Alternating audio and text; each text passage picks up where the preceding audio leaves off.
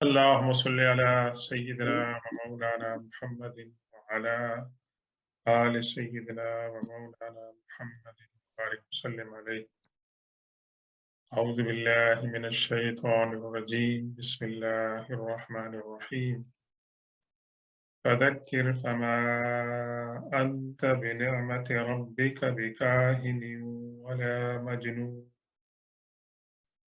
أم يقولون شاعر نتربص به ريب المنون قل تربصوا فإني معكم من المتربصين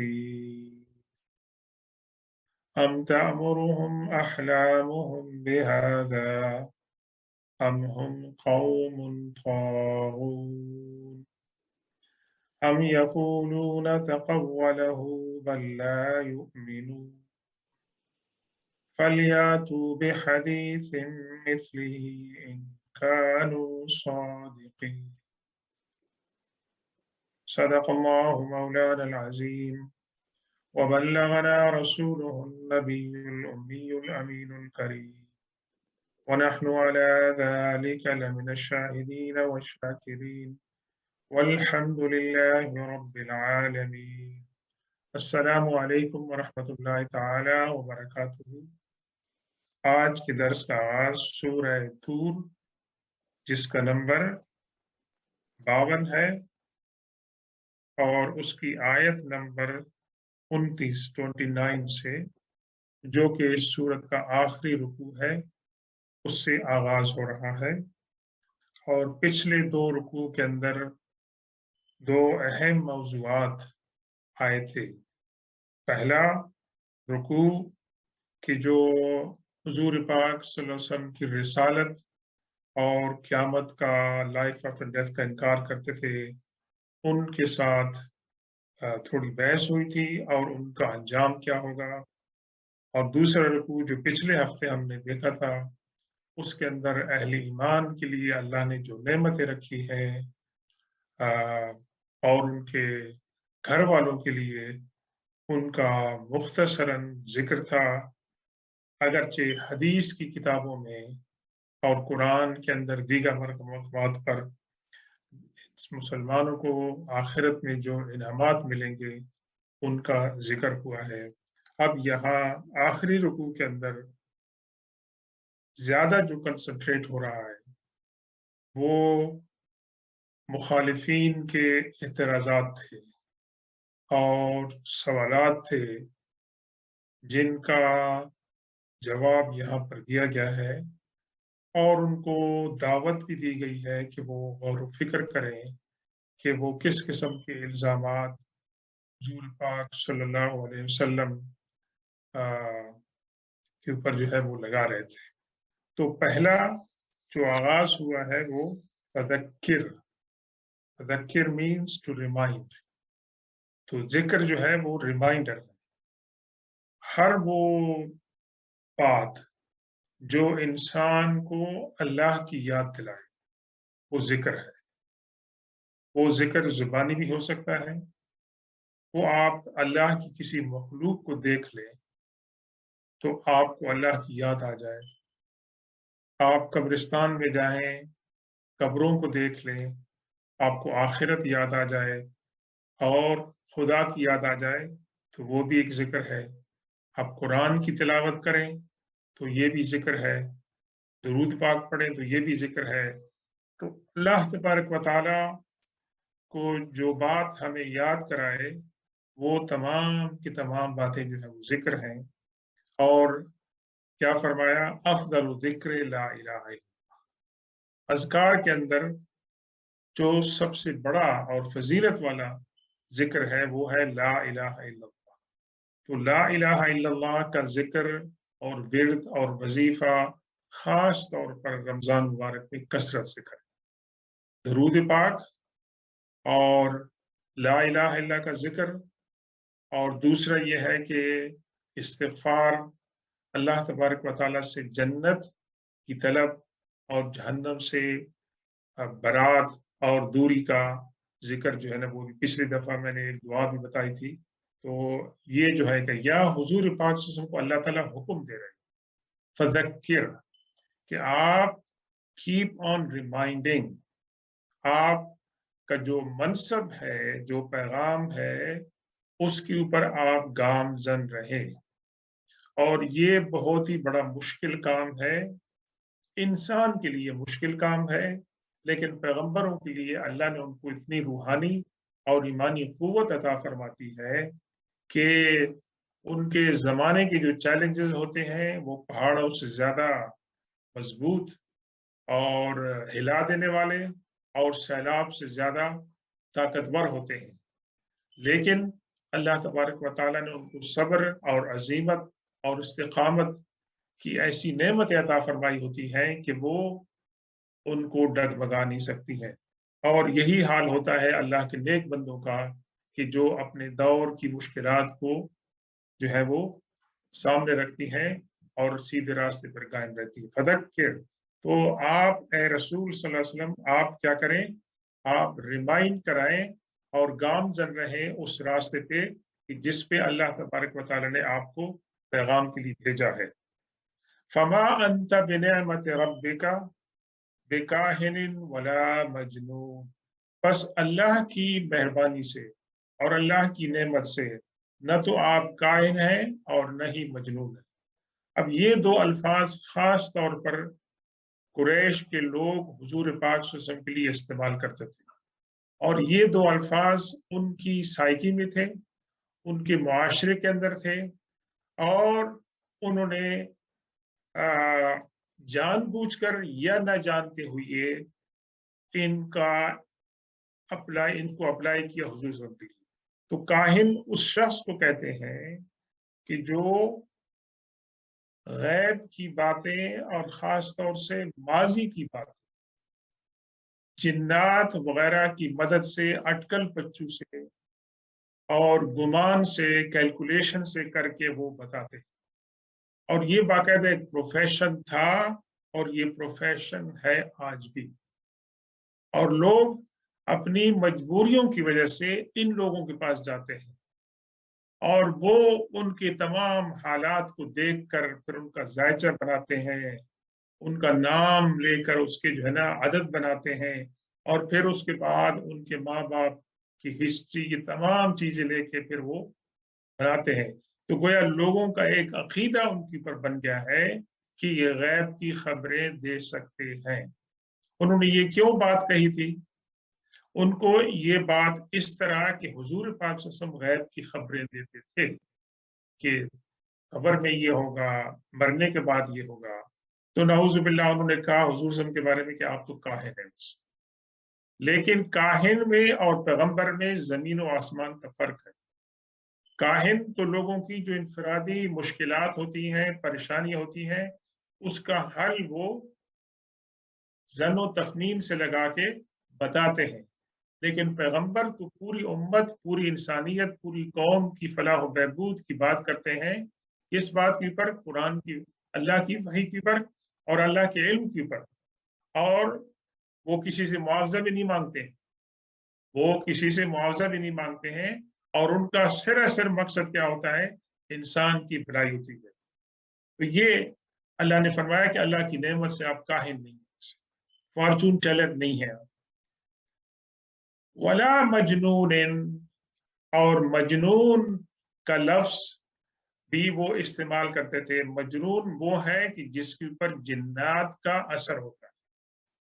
और आजकल के दौर में हमारे, जैसे मैं पिछली दफा सिद्दीकी साहब की किताबों के बारे में जिक्र कर रहा था, तो कुछ ओरिएंटलिस्ट ने जो किताबें लिखी हैं हुजूर सल्लल्लाहु अलैहि वसल्लम की सीरत के ऊपर, तो उन्होंने ये अपने गुमान में दावा किया है कि हुजूर के ऊपर एपिलेप्सी के दौरे पड़ते थे। दो ऐसे मतलब है कि मौके आए कि हुजूर सल्लल्लाहु अलैहि वसल्लम बचपन में जब हजरत हलीमा के पास थे तो फरिश्ते आपके पास आए, और दूसरा वाकया कि जब आपको मेराज शरीफ पे ले जाया जा रहा था तो उस वक्त आपका सीना मुबारक खोला गया। जी, तो इसके अलावा और ऐसी कोई बात नहीं है। लेकिन वो कहते थे कि आपको मिर्गी के एपिलेप्सी के दौरे पड़ते थे, जिसकी वजह से नाउज़ बिल्लाह खाकम बदहन आप ऐसी बातें करते थे कि जो ओरिएंटलिस्ट की जुबान में ये है कि भी वो एब नॉर्मल होती थी। लेकिन अल्लाह ने क्या फरमाया, फदक्किर फमा अंत बिनेमत काहिन बिनेमत रब्बिका बिकाहिन वला मजनून, कि आप अल्लाह की नेमत से सही सलामत हैं, नॉर्मल हैं, न तो आप काहिन हैं और न ही आप मजनून हैं। तो उनका ये जो था, मतलब है कि जो लेबल लगा रहे थे, इसको अल्लाह ने रिफ्यूट किया है। और अल्लाह तबारक व तआला किसी को रिफ्यूट कर दे किसी बात को, तो वो सबसे बड़ी सेटिस्फैक्टिंग एलिमेंट होता है। और हुजूर पाक सल्लल्लाहु अलैहि वसल्लम के लिए तसल्ली है इसके अंदर, और इसके अंदर मुसलमानों के लिए तसल्ली है, और इसके अंदर जो लोग इल्जाम लगा रहे थे उनका जवाब है कि इन बातों से तुम्हारा काम नहीं होगा, तुम हकाइक को फेस करो। हम यकूलून शाइरुन नतरब्बसु बिही रैबल मनून। ये लफ्ज जो है, हमजा अलिफ और मीम, ये रिपीट हुआ है इस सूरत के अंदर, मीन्स वेदर। और सवाल है, क्या वो ये कहते हैं कि हुजूर पाक सल्लल्लाहु अलैहि वसल्लम नऊजुबिल्लाह एक शायर हैं, और न तरब्बसु बिही रैबल मनून, हम इस इंतजार में हैं कि इनके ऊपर कोई जमाने के हादसात आए नऊजुबिल्लाह और आपको मौत वाक़या हो जाए तो हमारी जान छूट जाए। और ये उन्होंने क्या किया था, दारुल नदवा में एक मीटिंग कॉल की थी कि हुजूर पाक सल्लल्लाहु अलैहि वसल्लम को किस तरह फेस किया जाए, कन्फ्रंट किस तरह किया जाए। उनका जो मतलब है कि पैगाम है वो फैल रहा है, it's getting stronger day by day. और हमने उनको फिजिकली तकलीफ पहुंचाई, हमने उनको कहा कि मजनून भी है, ये काहिन भी है, और हमने उनको शायर भी कहा है। तो क्या होगा, तो एक उनमें से एक साहब ने कहा कि भी आप इनको रहने दें, बस इनको आप रहने दें, खुद इनके ऊपर कोई एक्सीडेंट इनके ऊपर वाक़या हो जाए तो हमारी इनसे जान छूट जाए। यानी शायर उन्होंने क्यों कहा था कि शायर की उनके यहाँ बहुत बड़ी मंजिलत होती थी, और शायर की मंजिलत इसलिए भी होती थी कि वो मुकफ़ा और मुसज्जा कलाम बनाकर पेश करता था, जो कि एक आम आदमी नहीं कर सकता है। तो उसके कलाम से मुतासिर होकर लोग शायर की कदर करते थे। उन्होंने क्या समझा, नाउज़ुबिल्लाह, कि कुरान के अंदर मुसज्जा और मुकफ़ा कलाम है, जो किसी हद तक दुरुस्त है कि कुरान मुसज्जा और मुकफ़ा कलाम है। और बहुत सी सूरतों में आपको मिलता है, सूरह रहमान के अंदर मिलता है, सूरह मुरसलात के अंदर है, सूरह शुआरा के अंदर है।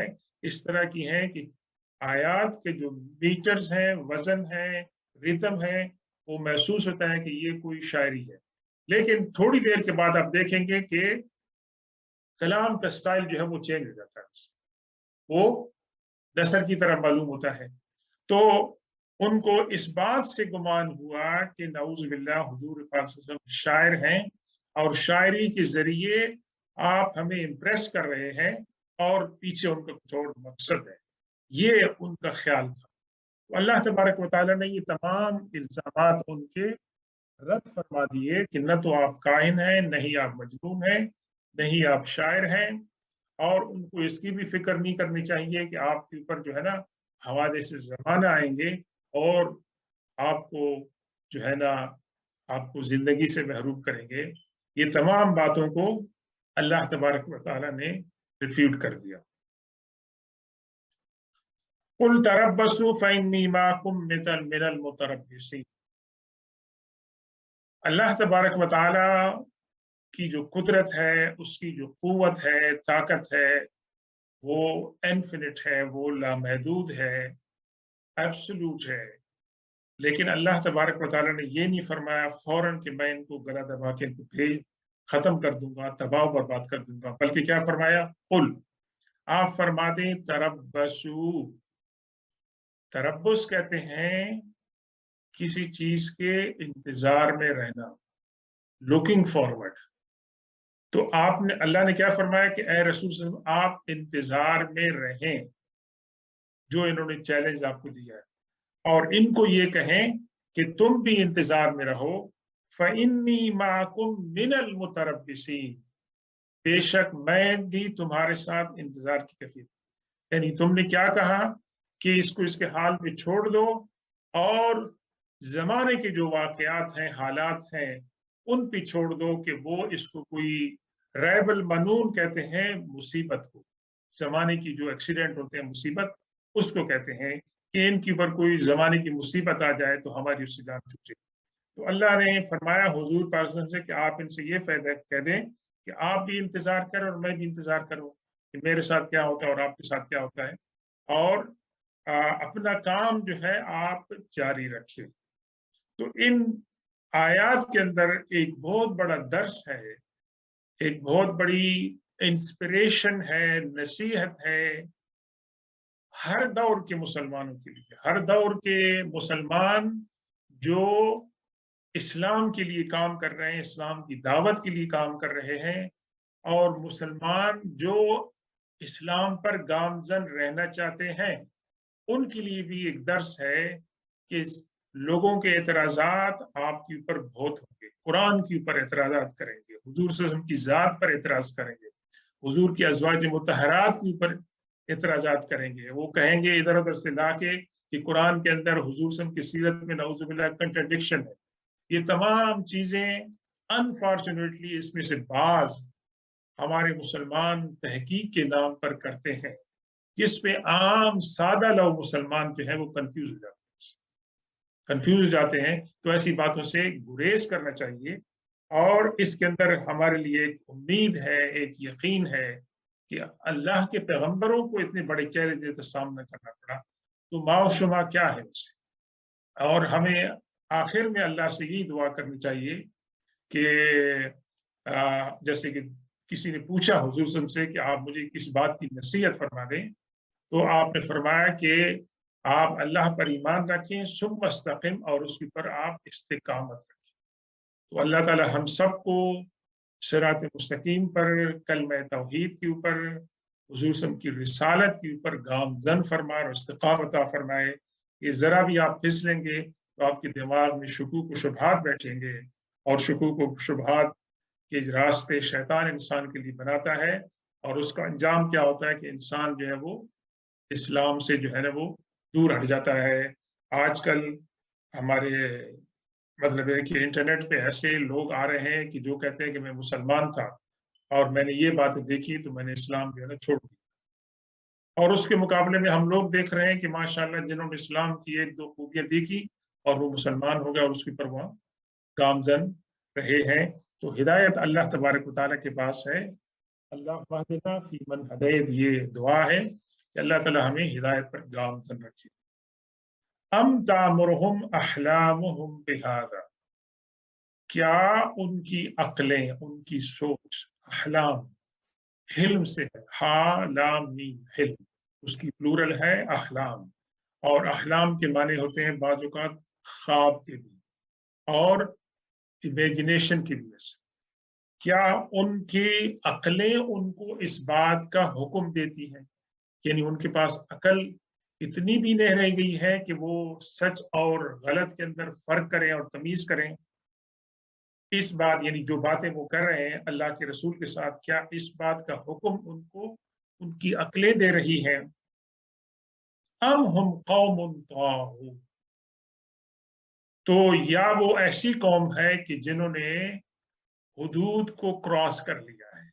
एक नॉर्मल इंसान की हुदूद है कि उसको आप बता दें कि ये सही बात है, ये गलत बात है, और वो उन बातों को समझने की बजाय वो बेवकूफ़ी का मुजाहरा करते हैं।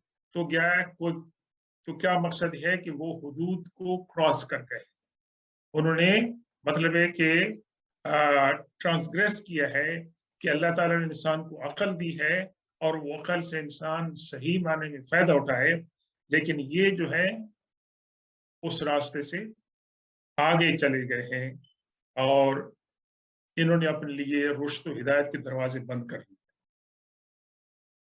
अम यक़ूलून तक़व्वलहू बल ला युमिनून, क्या वो ये कहते हैं कि हुजूर पाक सल्लल्लाहु अलैहि वसल्लम ने कुरान को गढ़ा है, फैब्रिकेट किया है। तक़व्वला, किसी चीज को, कोई चीज हुई नहीं है और آپ اس کے بارے میں کہہ دیں کہ اس طرح ہوا ہے، اس کو کہتے ہیں فیبریکیٹ کرنا، یعنی حقیقت کی بجائے ایک غلط بات پیش کرنا۔ تو ان کا ایک یہ بھی الزام تھا کہ قرآن کو نعوذ باللہ حضور صلی اللہ علیہ وسلم نے گڑھا ہے، اور یہ بات سیرت کی کیا بتاتی ہے کہ آپ امی تھے، آپ ایک امی قوم کے اندر پیدا ہوئے، اور انہوں نے دیکھا، انہوں نے آپ کو سنا کہ آپ نے لکھنا پڑھنا کبھی نہیں کیا تھا۔ اور قرآن پاک میں یہ بات کہیں اور بھی ذکر آئی ہے کہ اگر آپ کسی کتاب کو اس سے پہلے پڑھتے تو یہ لوگ کہتے ہیں کہ آپ نے اس کتاب میں سے چیزیں حاصل کی۔ تو اللہ تعالیٰ نے یہ بھی ریفیوٹ فرما دیا، ام یقولون تقولہ، تو کیا وہ کہتے ہیں کہ قرآن کو نعوذ باللہ حضور صلی اللہ علیہ وسلم نے گھڑا ہے، بلکہ حقیقت یہ ہے کہ وہ ایمان نہیں رکھتے۔ یعنی یہ ان کا ایک الزام ہے اس بات سے بچنے کے لیے کہ وہ ایمان لے آئیں حقیقت کو دیکھ کر، تو وہ ایمان نہیں رکھتے ہیں۔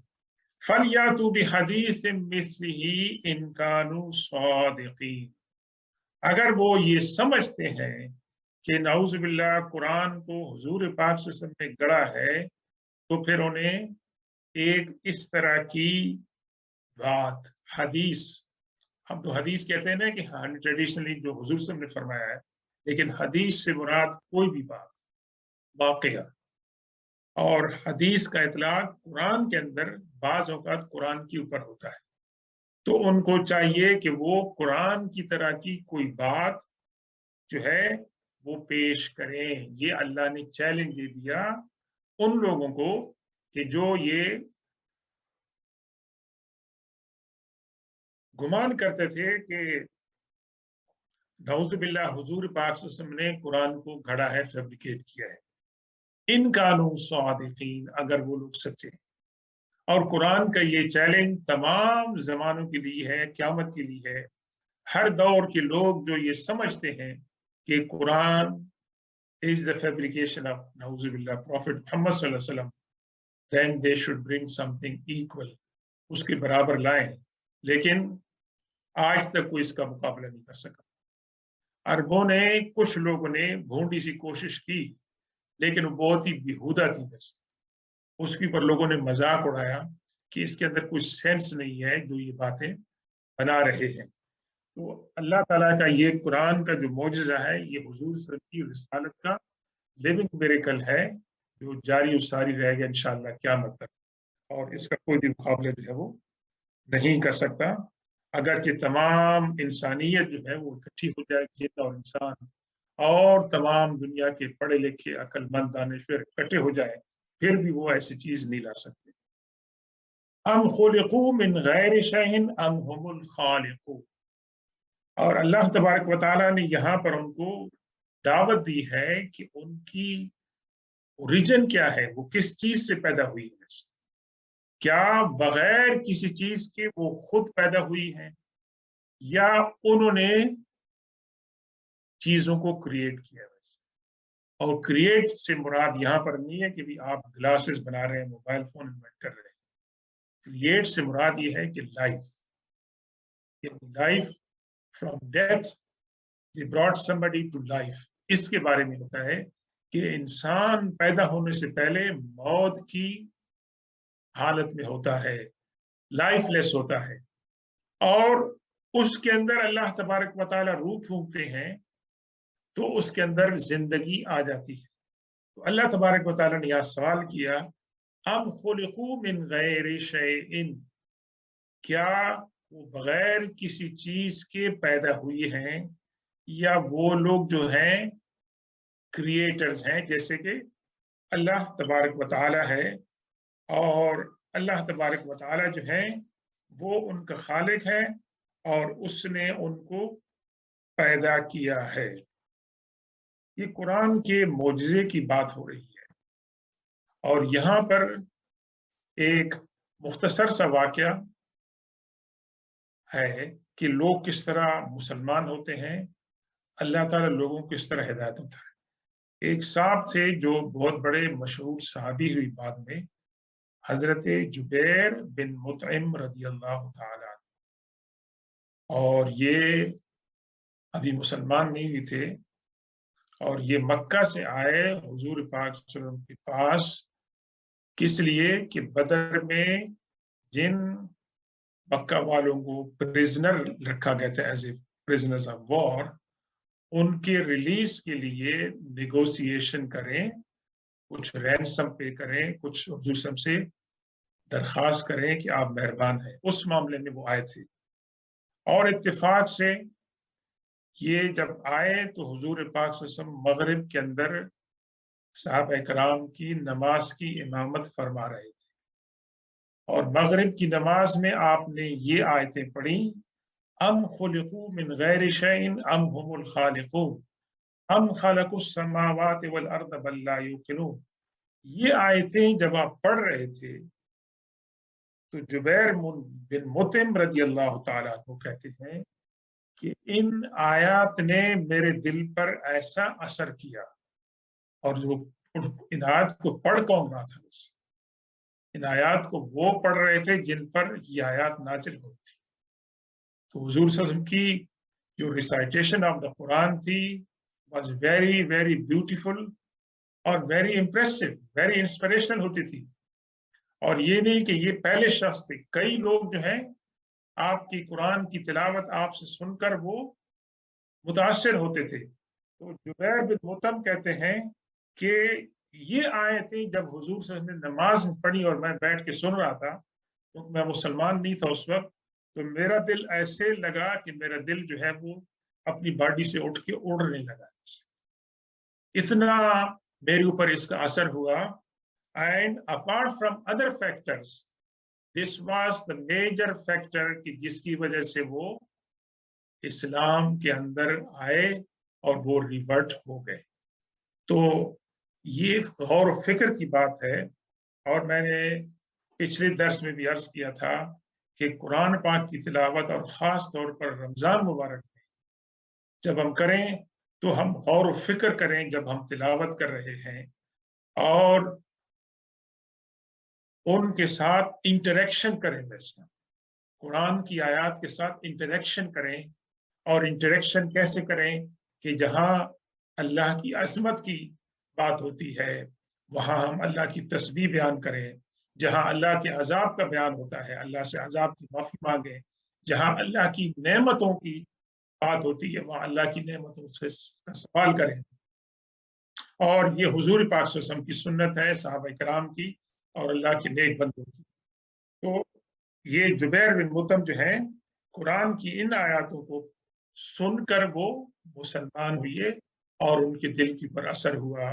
حضرت عمر رضی اللہ تعالیٰ عنہ کے قبول اسلام کے بارے میں سورہ طٰہٰ کی ابتدائی آیات ہیں، انہوں نے وہ سنی تھی اور غور و فکر کیا تھا تو وہ مسلمان ہو گئے۔ تو یہ ہمارے آج کل کے دور کے ڈاکٹر اسد جو جرمنی کے تھے وہ مسلمان ہوئے تھے، وہ کیا کہتے ہیں کہ ان کے اوپر بھی سورہ عصر کی جو آیات ہیں ان کے اوپر انہوں نے غور و فکر کیا، اور ان کے اوپر وہ نتیجے پر پہنچے کہ یہ قرآن اللہ کا کلام ہے بس، اور یہ انسان کا کلام نہیں ہے، اور وہ مسلمان ہو گئے تھے۔ ایسی بہت ساری مثالیں ملتی ہیں۔ اللہ تبارک و تعالیٰ لوگوں کو ہدایت سے سرفراز فرماتا ہے، اور یہ قرآن کے معجز ہونے اور حضور صلی اللہ علیہ وسلم کے رسول برحق ہونے کی دلالت ہے۔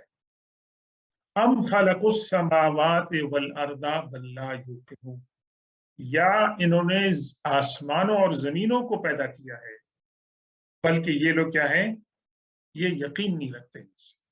ان کے پاس اگرچہ یہ کہتے ہیں کہ آسمانوں اور زمینوں کو اللہ نے پیدا کیا ہے، لیکن ان کا یقین نہیں ہے۔ اگر ان کا یقین ہوتا کہ جو ذات آسمانوں اور زمینوں کو پیدا کر سکتی ہے وہ قرآن بھی نازل کر سکتی، اور وہ قرآن کو ایسی چیز سے پیدا فرما سکتی ہے، اور انسان کو جو ہے دوبارہ زندگی عطا فرما سکتے ہیں. اس لیے کیا فرمایا؟ یوقنون، ایک ہے ایمان اور ایک ہے یقین. تو ایمان تو اقرار ہے، لیکن یقین جو ہے وہ دل سے اقرار اور اس کے اوپر گامزن رہنا اور عملی طور پر اس کا ثبوت دینا، یہ یقین ہے. اس لیے فرمایا کہ ان کے پاس یقین نہیں ہے. ام عندهم خزائن ربک ام هم المسیطرون، یا ان کے پاس آپ کے رب کے خزانے ہیں. یہ جو اس طرح کی باتیں کر رہے ہیں، کیا ان کے پاس آپ کے رب کے خزانے ہیں؟ اس سے مراد، خزانوں سے مراد یہ نہیں ہے صرف کہ میٹیریل خزانے، بلکہ خزانوں سے مراد یہ ہے کہ اللہ کی جتنی نعمتیں ہیں وہ ان کے پاس ہیں. ام ہم المسیطرون، مسیطر کہتے ہیں somebody who is dominant, who is the one who imposes things، جس کے پاس اتھارٹی ہے اور جو لوگوں کو مجبور کرتا ہے، کمپیل کرتا ہے کہ اس کی باتوں پر وہ عمل کریں اور اس کی باتوں سے کمپلائی کریں. تو مسیطر کے معنی ہیں جو تسلط رکھنے والا ہے. یا تو ان کے پاس اللہ کی رحمت کے خزانے ہیں، یا یہ ہے کہ وہ لوگوں پر ڈومینیشن رکھتے ہیں، اتھارٹی رکھتے ہیں. یہ تمام کے تمام سوالات اور اعتراضات ان کے سامنے پیش کی جا رہے ہیں. پھر کیا فرمایا؟ ام لہم سلم یستمعون فیہ، سلم کہتے ہیں سیڑھیوں کو. جی، آپ ایلیویٹر بھی کہہ سکتے ہیں. ویسے آپ جو مطلب ہے کہ اسٹیئر ہیں ان کو بھی کہتے ہیں. ام لہم سلم، یا ان کے پاس سیڑھیاں ہیں، یستمعون فیہ. اب یہ بات آ گئی ہے کہ جنات جو ہیں وہ آسمان کے قریب جا کر فرشتے جو باتیں تحریر کرتے تھے اس کی آواز کو سن کر وہ گیس لگاتے تھے کہ کیا بات ہے بس، اور وہ آ کے پھر یہ اس کو کاہن کو بتاتے تھے، فارچون ٹیلر کو، اور اس کے اندر وہ اپنا مثالیں لگاتا تھا اور جا کے وہ لوگ ان کے پاس جاتے تھے تو ان کو بتاتا تھا. تو فرمایا کہ کیا ان کے پاس کوئی ایسی سیڑھیاں ہیں کہ اوپر چڑھ کر جا کے وہ فرشتوں کی بات کو سنتے ہیں؟ ان کی بات تو نہیں ہے، ان کے پاس سیڑھیاں تو نہیں ہے. ان کے پاس تو کاہن جو ہیں وہ 1% جو اس کے اندر ٹروتھ نہیں ہوتا ہے، وہ 1% گمان ہوتا ہے، اور 99% وہ اپنی باتیں ملا کر لوگوں کو متاثر کرتے ہیں. فرمایا کہ ان کے پاس سیڑھیاں جا کے وہ وہاں باتیں سنتے ہیں. فَلْيَأْتِ مُسْتَمِعُهُمْ بِسُلْطَانٍ مُبِينٍ، تو ان کے جو سننے والے ہیں وہ سلطان کہتے ہیں دلیل کو، اتھارٹی کو، جی، ایویڈنس کو. تو وہ مبین مینس کلیئر. تو ان کو چاہیے کہ ایک کلیئر ایویڈنس جو ہے وہ لے کے آئیں. اگر وہ لوگ جو ہے اوپر جا کر فرشتوں کے کلموں کی باتیں وہ سن کر جو آتے ہیں نیچے دعویٰ کرتے ہیں، تو ان کو وہاں کوئی ایویڈنس وہاں پر لانا چاہیے، ان کے پاس نہیں. ایک اور اعتراضات، ایک اور الزام اور ایک اور فیبریکیشن ان کی کیا تھی؟ ام لہ البنات ولکم البنون، یعنی کتنا ظلم تھا ان کا کہ وہ کہتے تھے کہ بنات کہتے ہیں بیٹیوں اور بنون کہتے ہیں بیٹوں کو. تو وہ کہتے تھے کہ فرشتے اللہ کی بیٹیاں ہیں، اور بیٹیوں کو یہ لوگ پسند نہیں کرتے تھے. تو سوال یہ ہو رہا ہے کہ کیا اللہ کے لیے نعوذ باللہ بیٹیاں ہیں اور تمہارے لیے بیٹے ہیں؟ تو جو بات تم اپنے لیے پسند نہیں کرتے ہو وہ اللہ کے لیے پسند کرتے ہیں. یعنی اللہ کے ہاں نعوذ باللہ بیٹے نہیں ہو سکتے ہیں، اس کے پاس صرف بیٹی ہیں، اور آپ کو بیٹیاں پسند نہیں ہیں، صرف بیٹے پسند ہیں. یہ مطلب ہے کہ یہ کوئی ڈبل سٹینڈرڈ ہے، اس کے اندر کنٹرڈکشن ہے کہ یہ کیسی بات کر رہا ہے. اور یہ تمام کی تمام باتیں جو قرآن ماشاءاللہ یہاں بیان کر رہا ہے، یہ ان کی اگنورنس کی، ان کی جاہلیت کی، بے وقوفی کی، اور ان کی عقل جو ہے وہ کہاں تک مطلب ہے کہ کتنی گری ہوئی تھی، اس تمام کی یہ مثالیں جو ہیں بیان ہو رہی ہیں. اور اس ماحول کے اندر کہ حضور پاک صلی اللہ علیہ وسلم کی عقل اور فکر تمام انسانوں میں نہیں، بلکہ آپ کی سوچ، آپ کی فکر تمام انبیاء کرام کے اندر جو ہے وہ ٹاپ کی پر ہے. اس سے بڑھ کر کسی کی وزڈم نہیں ہے. तो उनके सामने ये बातें कही जा रही हैं और आप निहायत खुश उसलूबी के साथ, तहम्मुल के साथ उनकी इन बातों को सुनते हैं और बहुत ही प्यार के साथ उनकी बातों का जवाब देते हैं। जिस तरह कि एक ग्रैंड डैड के सामने एक 2-3 साल का बच्चा या बच्ची ऐसी बातें करें कि जिनको आप समझें कि ये मुनासिब नहीं है, तो वो क्या करेंगे? वो मुस्कुरा कर उनको जवाब देंगे कि ऐसी बात नहीं है, ऐसी बात है। उनको वो ज़्यादा डाँटेंगे नहीं, बल्कि उनको समझाने की कोशिश करेंगे। तो बिला तमसील, बिला तशबीह, ये हुजूर पाक सल्लल्लाहु अलैहि वसल्लम का रोल था शफ़क़त का, कि चूँकि ये नादान थे और समझते नहीं थे, तो इनको प्यार और मोहब्बत के साथ आप समझाते थे और इसी प्यार और मोहब्बत के साथ लोग मुसलमान होते थे। अल्लाह ने फरमाया, क्या अल्लाह के लिए बेटियां हैं और इनके लिए बेटे हैं? अम तसअलहुम अजरन फहुम मिन मग़रमिन मुस्क़लून। सुभान अल्लाह, इस आखिरी सूरत, आखिरी रुकू के अंदर उनकी तमाम बेवकूफ़ी की बातों को इकट्ठा कर दिया। क्या आप उनसे कोई उजरत, कोई मुआवजा तलब फरमाते हैं? यानी जो आप काम कर रहे हैं, पैगंबरी का काम कर रहे हैं, वही जो पहुंचा रहे हैं, रिसालत का जो पैगाम पहुंचा रहे हैं, क्या आप इसके बदले में उनसे कोई उजरत, कोई मुआवजा तलब करते हैं? फहुम मिन मग़रमिन मुस्क़लून।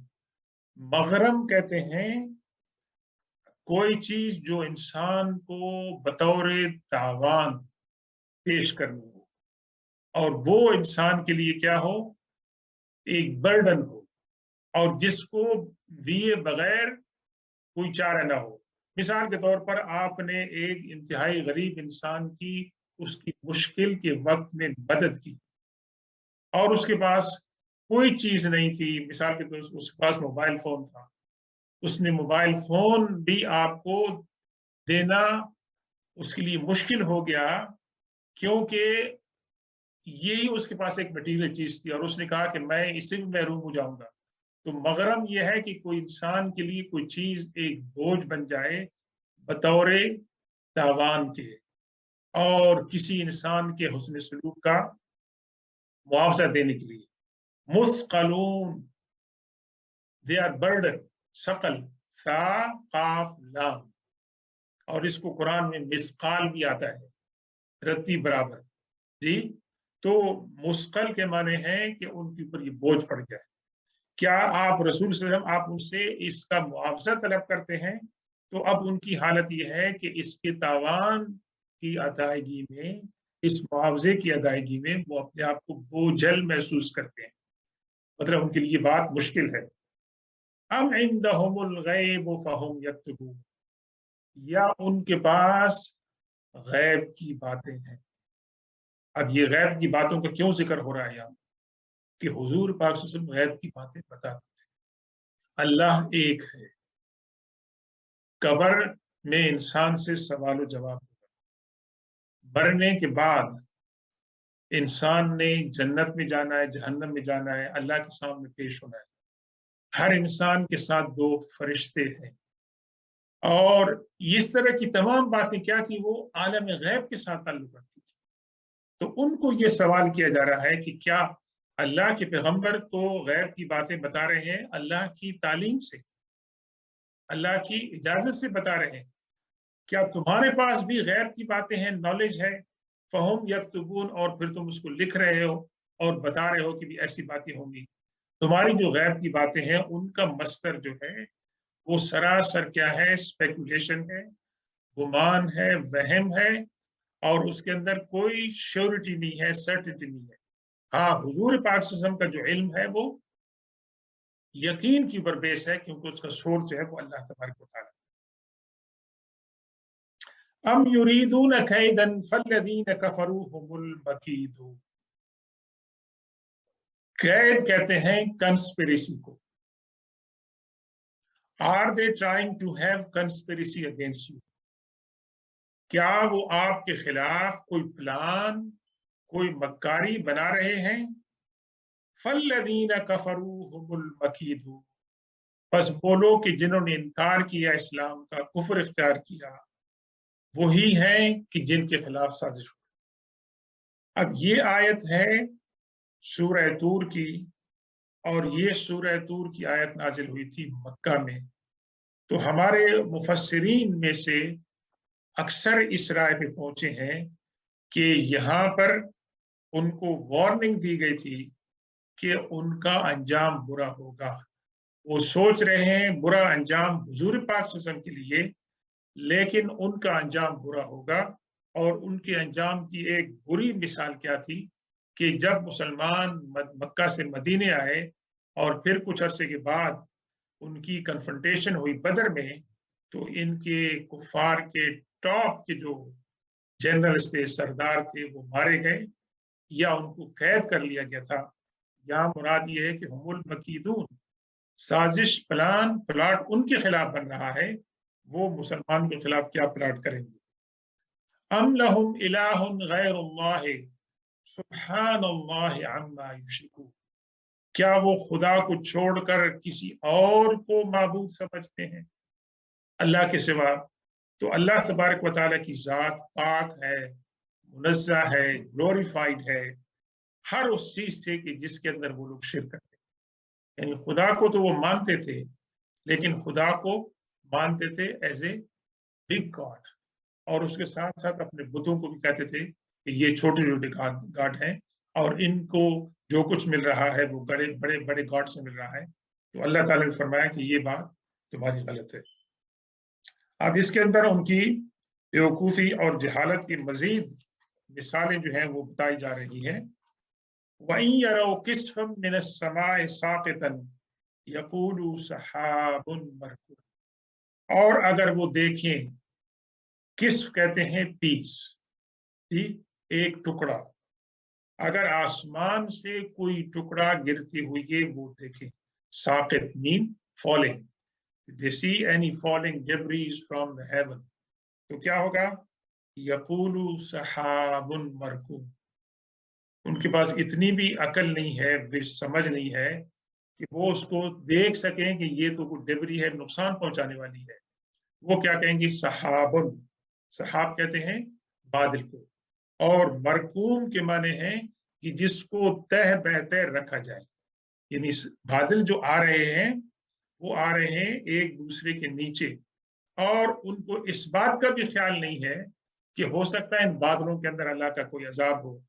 जिस तरह के हजरत सालेह अलैहिस्सलाम की कौम के ऊपर जब अजाब आया था, तो उन्होंने कहा कि ये बादल हैं और हमारी फसलें से, लेकिन उसके अंदर क्या थी, आग थी।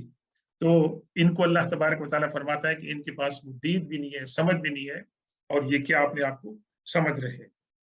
फदरहुम हत्ता युलाकू यौमहुमुल्लज़ी फीही युस्अकून, ये आयत नंबर 45 जो है, अब इसके अंदर एक कंक्लूजन निकाला गया है अल्लाह की तरफ से कि अल्लाह के रसूल सल्लल्लाहु अलैहि वसल्लम ने अपनी तमाम कोशिशें फरमा ली उनको इस्लाम की तरफ दावत देने, और जो वसाइल आपको मुयस्सर थे वो तमाम के तमाम आपने इस्तेमाल फरमाए।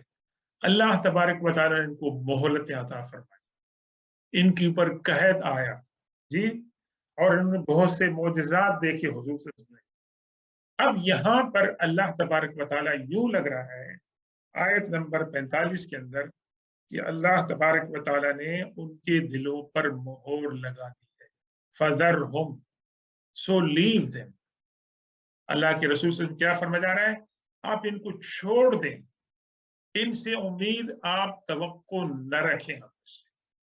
जितना आपने समझाना था आपने समझा लिया, आपने इनके लिए दुआएं भी की हैं, आपने समझा। फज़रहुम हत्ता युलाकू, इनको या रसूलुल्लाह सल्लल्लाहु अलैहि वसल्लम आप इनको छोड़ दें उस दिन के लिए कि जिस दिन ये पाएंगे अपने दिन को, मुलाकात होगी इनकी, मीट द डे जिसके अंदर युस्अकून, स्वाद ऐन काफ, स्वाद ऐन काफ कहते हैं झटका देने को, स्टन करने को, और साक स्वाद ऐन काफ साय का जो बिजली आई थी, قوموں پر جس سے وہ لوگ اس کی آواز سے مر گئے تھے، اس کو بھی صاعقہ کہتے ہیں جی۔ اب یہ جو نام ہے صاعقہ ہمارے مسلمانوں میں نہیں رکھنا چاہیے۔ سواد الف عین قاف، یہ اس کی میننگ کے اوپر غور نہیں کرتے ہیں۔ آج کل بڑے عجیب و غریب نام آ رہے ہیں مسلمان بچوں اور بچیوں کی، بجائے اس کے کہ حضور پاک صلی اللہ علیہ وسلم، انبیاء کرام اور ازواج مطہرات صحابہ کرام، کئی صحابہ کرام کے نام حضور صلی اللہ علیہ وسلم نے چینج کر دیے تھے۔ حضرت حسن اور حسین کے نام حضرت علی نے رکھے تھے، حضور صلی اللہ علیہ وسلم نے چینج کر دیے، اور کئی دیگر صحابہ کرام کے نام جو ہے آپ نے چینج کر دیے تھے۔ تو صاعقہ اس بجلی کو کہتے ہیں جس سے آپ سٹن کرتے ہیں، جو آسمان سے گرتی ہے۔ تو اللہ نے کیا فرمایا، آپ اے رسول صلی اللہ علیہ وسلم ان کو چھوڑ دیں اس دن کے لیے جس دن ان کی ملاقات ہوگی اپنے آخری انجام والے دن، فی یسکون، کہ جہاں پر بے ہوش ہو جائے گی، یعنی جس کو مطلب سٹن کیا جاتا ہے تو وہ انسان بے ہوش ہو جاتا ہے اور وہ نارمل نہیں رہتا ہے۔ یوم لا یغنی عنہم کیدہم شیئا، اس دن کہ ان کا مکر و فریب ان کو بالکل نہیں بچا سکے گا، ان کو کوئی فائدہ نہیں پہنچا سکے گا۔ ولا ہم ینصرون، اور نہ ہی ان کی کوئی مدد کی جائے گی۔ وہاں کون ہوگا ان کی مدد کرنے والا؟ دنیا میں تو ان کے مددگار ہیں کہ انہوں نے جھوٹے خدا بنائے ہیں، شاعر ہیں اور کاہن ہیں، تو اللہ تعالیٰ ان کی کوئی مدد نہیں کرے گا، اور کوئی مدد کرنے والا ہوگا بھی نہیں۔ اگر کوئی مدد کرنے والا ہوگا بھی تو وہ اللہ کی اجازت کے بغیر مدد نہیں کرے گا۔ وَإِنَّ لِلَّذِينَ ظَلَمُوا عَذَابًا دُونَ ذَلِكَ، اور بے شک جن لوگوں نے ظلم کیا ہے ان کے لیے اس کے علاوہ بھی ایک عذاب ہے۔ استغفر اللہ، یعنی جو لوگ ظلم کر رہے ہیں، ظلم کا تو ایک عذاب ہوگا لیکن اس کے علاوہ بھی ایک عذاب ہوگا۔ وَلَكِنَّ أَكْثَرَهُمْ لَا يَعْلَمُونَ، لیکن ان میں سے اکثر جو ہیں وہ اس بات کو نہیں جانتے ہیں کہ اللہ تبارک و تعالیٰ کی طرف سے کیا عذاب ہوگا۔ اور اللہ تبارک و تعالیٰ انسان کو دنیا کے اندر بعض اوقات چھوٹے عذاب میں مبتلا کرتا ہے تاکہ اس انسان کو سبق ملے اور یہ خواب غفلت سے باہر نکلے اور اللہ کی طرف رجوع کرے۔ تو وہ بھی اللہ کی طرف سے ایک ریمائنڈر ہوتا ہے، لیکن اکثر لوگ لا یعلمون، اس کے بارے میں غور و فکر ہی نہیں کرتے ہیں اور یوں ہی چل دیتے ہیں۔ اب یہاں آخری جو آیتیں ہیں دو، یہ ان کے اندر تسلی ہے حضور پاک صلی اللہ علیہ وسلم۔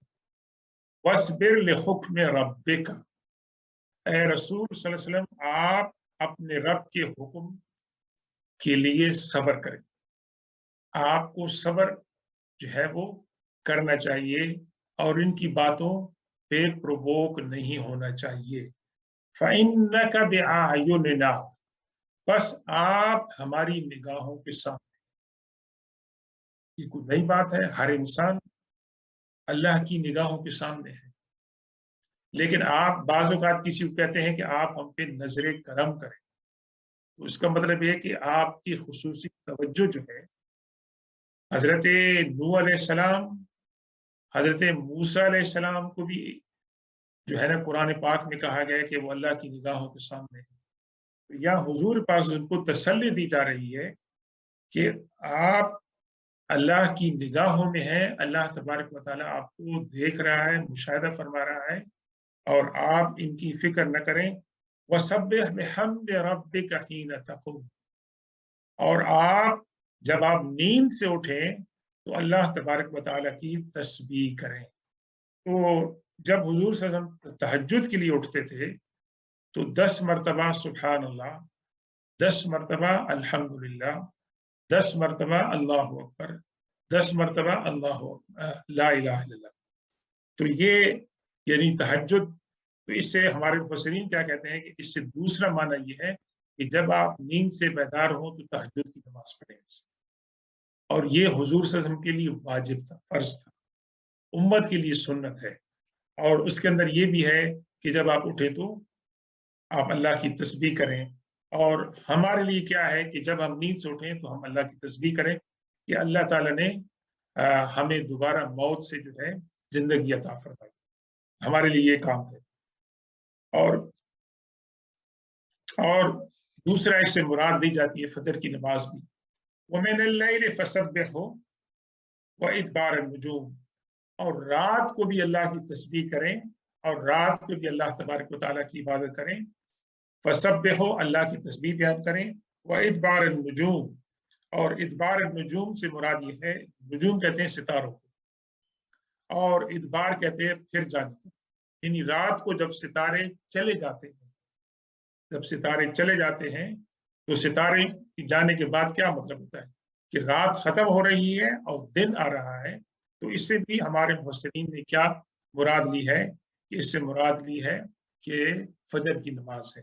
تو حضور پاک صلی اللہ علیہ وسلم کو اللہ تبارک و تعالیٰ نے یہ نصیحت فرمائی کہ آپ صبر کریں اور آپ کیا کریں کہ اللہ تبارک و تعالیٰ کی حمد و ثنا کریں اور اس کی عبادت کریں۔ اور دوسری اس کے اندر جو ہے فضیلت آئی ہے فجر کی 2 رکعت سنتوں کی، فجر کی 2 رکعت جو سنتیں ہیں ان کی فضیلت آئی ہے، اور حضرت عائشہ رضی اللہ تعالیٰ عنہ فرماتی ہیں کہ حضور پاک صلی اللہ علیہ وسلم کسی چیز کا اتنا اہتمام نہیں فرماتے تھے جتنا کہ فجر کی 2 سنتوں کا، اور جس کے بارے میں آپ نے کیا فرمایا، رکعت الفجر خیر من الدنیا وما فیہا، فجر کی جو 2 رکعتیں ہیں سنت ہیں وہ دنیا اور آخرت کے مقابلے میں سب سے بہتر ہیں۔ تو ہم کیا کریں، جب اٹھیں تو ہم فجر کی رکعت جو ہے 2 رکعت وہ ہم سنت ادا کر لیں۔ ایون فقہ حنفی کے اندر حکم کیا ہے کہ اگر آپ جا رہے ہیں مسجد میں اور آپ کو فجر کی سنتوں کا ٹائم نہیں ملتا ہے کہ آپ سنتیں پڑھیں گے تو آپ کی فجر کی نماز مس ہو جائے گی، تو اس وقت فجر کی 2 رکعتیں آپ مس کریں، لیکن آپ فجر کے بعد جماعت کے بعد انتظار میں بیٹھے رہیں، سورج طلوع ہونے کے بعد ان 2 سنتوں کی قضا جو ہے وہ کریں، اتنی امپورٹنٹ ہے ویسے یہ سنت۔